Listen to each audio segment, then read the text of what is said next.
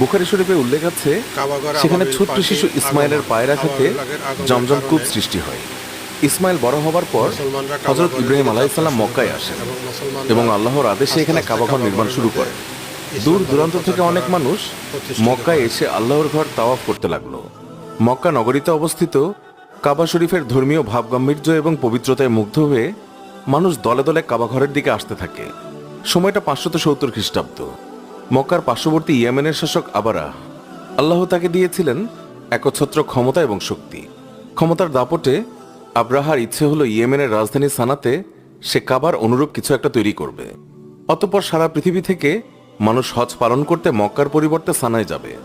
নাগরিকদেরকে জুলুমের মাধ্যমে অর্জিত বিপুল অর্থ এবং উন্নয়ন কর্মীর কোনো অভাব না থাকায় তা যথাসময়ে তৈরিও হয়ে গেল। কিন্তু বাদ সাধল সারা পৃথিবীর মানুষ।